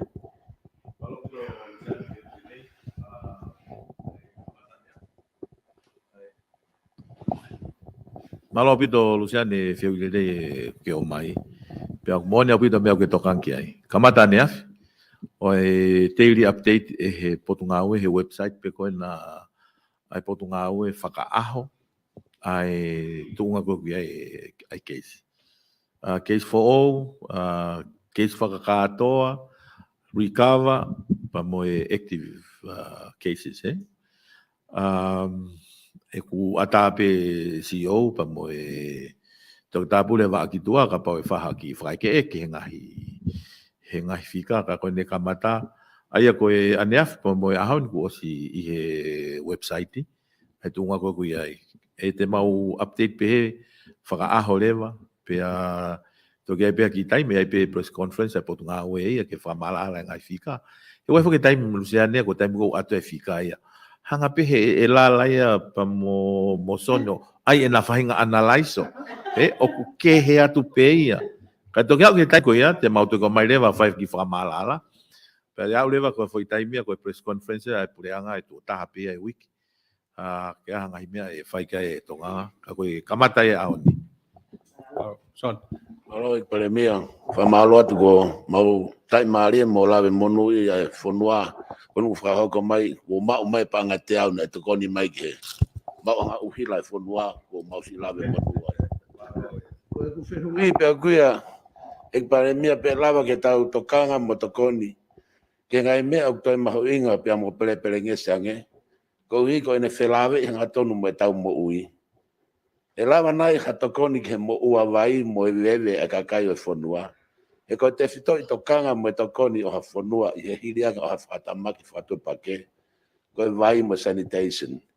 Ko e vai o whakaluku fua, o vai pe me si e sia ki ha tafu ni to ua. Te to hiko pe mo e wewe e tonga ni katoa.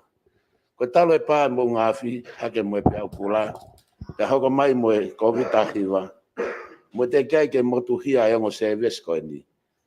Na kei lele hoa wa fa pe vai pe ke hiko pe mo veve fonua ka taki ka lave me mo ki fa ngo ngatu ke fitu na mo pot ngawe na ya me to ko ni mai ke fonua fa lu fu malo Ve kau ki lave tu son na ta ostala no fo ke me ko ni ki mo pa tau o se area te tau ngata pe he uhila kon ku ke ha ko to ai ke ka watu e vai mo veve ke me ai pe ko ki konga pe fonua o ku to fanga he monu ko ne tonga water pot e ko tau tala no pe ke he vai ko tau tala no ke komiti vai a ho foa komiti vai a fe o lo ki ho foa ko fa ko lo ka ke me ai pe o lo tonga fai pe to kon kana o to fo ke to ku hauia ai u tala lolo ko ngawe ake u vai fa ko tuke be le ko ne vai ko ni kana e hinga be no os be ho fa malo ma he te au tau fie ai paketu mo tuku i kolo he ia pe mana utala mulolo mo felawe mo ia mo mot pa fa osi pe ia e Kita be ke veu lagi so ni kata o kulele I vai kolonia mo malo wala to au kiuta ke pein ko na no plastic mai no la ya pito tau inu vai foki boy vai hina vai pau fe ma ui he ko plastic foki ange pe boy loi kai ke la vai mo vete pau ke fe ma ke tana ki mai ko vie ke atakai ai kamata fai a bong bong he uwa he nga ni I koloni malo a pe kiuta ai takai ai uloli o fahe kamai plastiki ko nga tu kai bebe ko ke waste authority kai mai ai plastiki na lava ai ke ave o ngahi o to ngai fa le ka malo no e ke mai ko unga so ne la happy de vai na tu fa tu ko si fenga ko ne hiliga e mo nga fine to fuhia to ngani e me pai pa vai ko ki fika wa pe e mista mo ina mo si koleta ne afi ke si ka mo havelu ia o mai e lisi e kau talangata I havelu ke mau whakasio e mau tolu ka oate report ka kai kau positive I havelu ka mau tokanga I pe mau tolu ia I havelu ke oate I mafola ham COVID mi havelu malo Ko tokanga pe so ana ka COVID ka koe ate lisi pake si tokot fale mahakia io sai pe ke whamahino mai pe kofe polisi whakakolo koe ke pule polisi ai ko ngana o ata e lisi ka koe pake kau sai na o hake so ane e mea mahu inga e tokone polisi whakakolo he ufeitu uki ke no monitoa pe ko no tautou ahia ngahi feitu ko le koe ke nau ai ko koe nau contact pa kakai ke nau ki no foma kai fai e siu ki ai sai pe ko toke tapure wa ki tua como kau ngā api pe I havelo ke kau bone la gona so ane ke bebe ko e me mau inga ke tau consume ka ke tau fatonga ai bebe ko ne ha o pau kau e ngai me to le fa fatonga ke ai ngai koro kai ke ngata pe hiko ve presiki ka tau siu hiko bebe la la hi mo me pe tau hiko foge we so for dim na normal pe bebe no siu ke aku sa no ha ke kamata fa ha siu ke pel Malo au kita ke ki fe ui ya ki mo pa te ki fe ui ki fa malo ta mau tol mo filo mo be ko e feitu u sia ko he tsunami no ke mau amana ke ka kula he mau ma o mai ngai han ko ka kai ka ke mau han ka kwa ange pe to ko ne puleanga tau te fito ke mia ai world kitchen o mau foket ko minga we he fiafi oksitu fotu fange mia kai me a ke a pa mau fa malo ai ko ki fe ui ya ko ne ke tani man ki fe ui whikau aki pe o kuiai na ki allowance ma ki he ai kau sela tau te whito nau tolu nau si tau anga no tau hio mau whakamali mong nau tolu nau nofo pōpula o nau puke ko he om koloni I tori pa koe whiwhihui o noa pe o malawa nai e minister mo oi ki ha taha nai positivi pe a rikawa pe o wale pe toi si vea tuia o toi puke pe ia ka takwa mole koe ki whihui pe ko le si o ente tania to foi fe fa muy me ko ke kau sela sai be fa siu ke ko front line foge ki bua ko ka police o ti ka fa ya ko ka sai be ke wa kai ka warden malo na ko fe ko na ke ta puke pe to recover pe puke ko ku o lava pe o ko breakthrough infection ta una fa ave pe ai tem ta tau ka ta ku maloi ka puke ka ko hono monio nai o ku to mama pit ka ta pe ka ta ko puke ko pa te puke ha molofia pe se si ka ku to mama ma ko fi Italia te pe ki fi au ta no ko so ane ki he polis fakolo fa donga pe o ku ngai fa ta ma timi ki tu am ka councils village councils yo no to nga i ka COVID-19 o case ko ai una isolation pe ko quarantine fakolo ta fiti ko no to ni na to ngai fa ta menimo ko no supply and now wa fa nga me una to no ai ko pa una ka mo fangi komit fa kolo ko ya he hono to nga ina to ke na talango fua Ai ko tu ma ka pa ton ke ha whengai whakataha ai whanki polis whakakolo, mai whanki council whakakolo. Winga ke mahino ku coordinate na ngā. Wiki popo at peke kongpea. Yeah, Lina.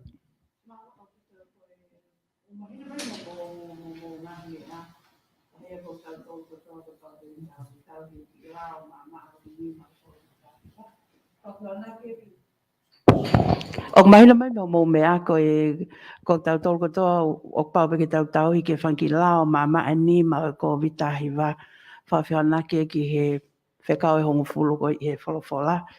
I he taim tatau kau ki whea ataha ki mea ke he angeia. Tau ki ala tange ka ki ta whakawha politikare ka koe tuunga peia ke whanua whalu ko fua. Ko ngā ko tau whanonga koe ni koe ke ilo koe hai tu ke kahau ka koe whi ilo pe ek paremia mo e tokon paremia koe hana manga mo fotu tu ki he whalearea he kumaino whokoi whatongia mau inga mo tolu koe toka ngai kina ai patseti pakapau te tau whanonga pe ai pe whoke he talma he koni stuto ne koe whakataha e whalearea inu ko alofa pe kua whakaukau pe te mo virtual mo Zoom pe koe ha ka mahino pe e whantoka ngai kina ko ni stuto ne mga mea pe malo. Alo, ki peu whamui mui kon ki he wharearea. Ai swai whuke whakataha ai komiti sosiale. Ai na mau observe ai social distance pa ngā pe mui mask. Ai au gai whainga maari e peia, angi ko lau e tipen peia me lahi infection ni. Whai ha whemeaki pea mo e se wharearea. Pe ko hai tu ngā kou ki ai. Pea mo koe he koe whi e taha. Pe koe time kou tau virtual meeting ai. Pe koe nuku alofa ia pe kai. Hange koe ko whataroa ase ko nistu tone. Koe whataha wharearea upau ki whai nuku alofa. Ai rewa au pau o ku te asi I ha full screen I wharearea. Ko wharearea whuku was nuku alofa. Neonga ne tu I tofoa. Koe wharearea ia. Neonga o ke mea mai whawhawhonga ia me haapai pe ko wawa. Ai koe ngai mea ko ia o ku whai sirogi ai ai sea wharearea pa mo ta wha ko ia. Ka kia matolu hake ko lau neonga I COVID ko ni ka usilawa pe whai ai pota anoa pe koe whemea aki. Kai ngau e aki pe social distancing mo mask mo wala mea pe. Koe tu kon koe hokat koe ngau e pureanga. Ai ku mau whatamua pe matolu ki hono awe koe ai draft budget I. Mo ngai lao ko ia koe ki he budget I foku ka matai siulai. Hange pe koe time te pile anga mo pe hoi ki mua. Ke ka mata tu me mo sune ke mao ke he na lawai. Kai hoko atu ai ngau e pureanga ki siulai. Tu e tainimi koe ia whemau e pureanga ke te aha lao make he whawawawe he tainimi. Pe koha whemau ke whakapāsi ke aha seniti make. Oku wheunga pe tu e tainimi e whapaanga. Tai o stari mai koe me he tau kōsi ke whae koe ne ngau e pureanga. Alo. Whaosi Koe ki kore nia bea me kau ngou e. Pea koe kore nia koe kui koe poto koe he kore. Koe nau korea nau tolio mo lawe I pina ue sia e konga lahe ngou e I he tsunami. Pea mo e fu. Ki kore atuma ke he pureanga ke ki sioange ki ta whaaki koe utame akai koe ai. Ai pureanga koe whawhakalere koe he reipa. Koe ave koe ngahi koe konteina ave koe toki tufa pea. O se mahala mahina taha pea. Tuk wheturi pa toki mau mai e haiki se niti. Ka koe nau kore mai pe ke lava he pureanga ki ta aki mai nau whanki ngou e koe ngoku e sia o atu. Pea ai mo totogi ke ki sai. Ke o atu ki ai e nau ngou e ke mau aha ki se niti he taimini. Koe kore pea me he kau ngou e he. Sai pe whata anoa ki ai. Ko ki nau tolu ko mea pe. Tolu ki nau au mai ke pon ngā reipa. Pe ko pon ngā ngau e. Ke mai nau kai whakau ke whāno tā anoa. Ka ku wapau waha tau pe waha ngai rere ia e ala maa wai. Ko tu mea e te maola popo. Ka tolu pe ke o mai ngai whakau koe ke whaha tā anoa ku e pon ngā ue ko. Ange ko reipa pe ko pon ngā ngau e. Whamalo lahi atu ko whai ngau. Ko whamoe e tau pau ku kai gaha whai ka maari ke maa whehui. Ka o whatawa ke pe koe ki whamatala na tau waiwa he hoa tāni ku wheunga pe ke whamaa matua ki mo o atu ki ho mō kau whanoko. Koe whakamu pe ia hange pe koe ngahi press conference ki mua. Koe whainga maari ke tau tānoa ke hame au ton ke whamalala me pureanga, wa mea mo tokang ki ai. Wa mea o hake I ho mo kau whanongo, pe ko mo kau nau tolu nau lau ho mo newspaper, ke maulawa toko ni hono whamalala tu. Hake koe mea Mr. Moui, regular ange ai press conference ai potungai Moui, ko inga ke ato ufika, mo wala mea pehe, ko press conference ko ni o kau mai kia mo ton pare mea, o kau ai ta noa ko ni fai ta noa ki he tsunami mo toko ni pehe, mo mea pe I he pureanga, e fai sio na ato ki ai whaka wike pe. Ko inga pe ke toko mai ngahi whehui pehe, ke tau toko ta noa ai, kai toku ke he Mr. Moui ia, ke ne whahau kate ai na u press conference ki he whika koe ni ai COVID. Iha mua regular time, pahange koe ne mea, tai nimi aho kotoa pe, ato ai update ke ngahi whika, kau whema ue mahalo haki pui tua, he ngahi whika no whamatala atu. Koe ua ai whoke ngahi ofa kua stau mai, hake koe ngahi waka nai o mai koe ne mea pita tau whatofua, koe waka e walu, wai moe ngahi waka nai mai mea Graham koe ni, me nusila koe waka ono, pau whai rewa ngā aue, koe waka ono e koe ni me nusila, o nā mo ai ke awe ke ngahi motu koe ni I hapai, ke taktaha ai ki motu, koe pai toi maha waka, toi ki aurate taki waka, kamata he urat taktaha ke ngahi kolo. Koe ke whaamu bea hake koe ngahi palau koe nau mousio I mua heni, koe palau e taha ko awe he ahoni, ke awe ke kamata e palau ano muka, ke kamata e ulahe whemau, ke tau mafuria me he whawhalala ki he tangai maho a mo tangai suka, ke kamata toa haki fumanio ke koe talo. Ai koe ngā whinga agen, mo potkango we, te nau atu e mo lai kumala, mo wala mea pehe, ke kamata whafoki mai e tau tunga whawhalala koe ni, ke toa whawhalala me he hen auti po koe tufat koe nu atu, ke lawa ai beha te ki ngoue. Ke lawa mau mea ha mau moui. Pahange ko whaki waka, lawa I te whaoa o tau mata, mau aki mataika. Pero mo whewhono ngā ki ko ni motu. Ko whaamu e tai nimi, tau alu me immediate relief, alu ki he recovery, pia mo toi langa. Hange ko lawa ne nai, ko whare nima, ko kamata hono langa, toi whare ni ko toi ata mai ni mo ko ngai tolu, ai e te hoko a toi whare tolu kwa, ko ni ata mai pe, ha ko ka kele, mea whakalao, mea whakakele, hoko atu ki ai langa. Mati e te puranga ki whai langa. Kai whakatatau pe ke ngai whonga koe apa mo ngā koe kere ke mahino pe. O ku tau ngāue pe whakatatau ki he lao.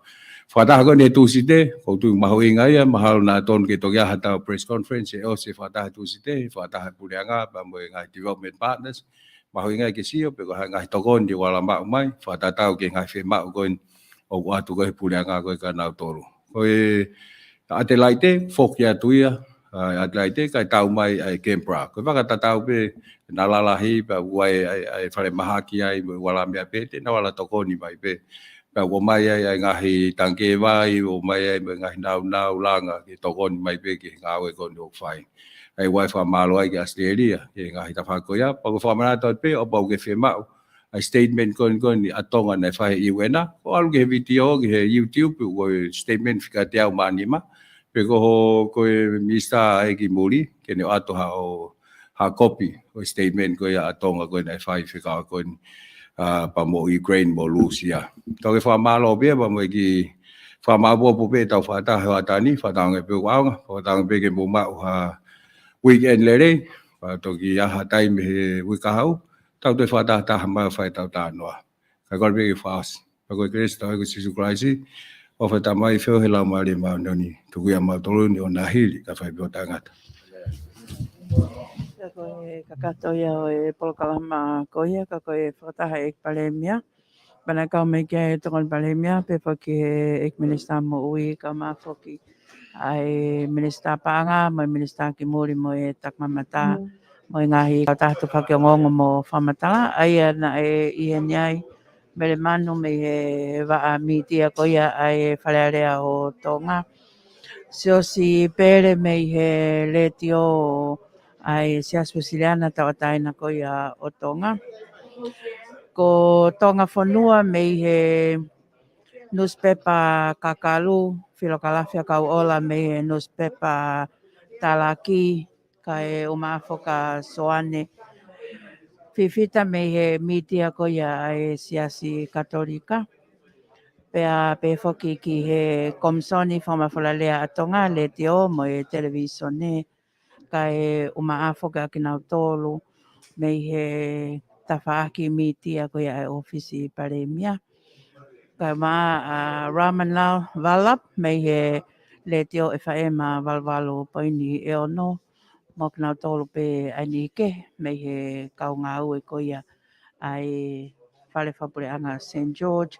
Kau maafo ki au Katarina Toi pe mo Luciane Luani me le te o Valfito Poine ni mape ke toenga o e kau whaifatongia ko whatalevu tui fua le sia te tana tohi kau maafo ka pita takafua mo whamalo atu na mo mui mui of mai pe i he ngahi whamatala na i tuku atu pea pe he foki ki he ngahi whehu i nai whai pea ka pau na i ke kau atu ai mea o ke whema ua au he ngahi tala noa koe nei whahoko hangi koe mea e pare mea e te ai pe whakataha ia i hui ke kaha u pe ke hoko hoko atu pe ko hi ko tūnga tau iai ko ia i tonga ni kai malo ho mo mea mai ka mo mea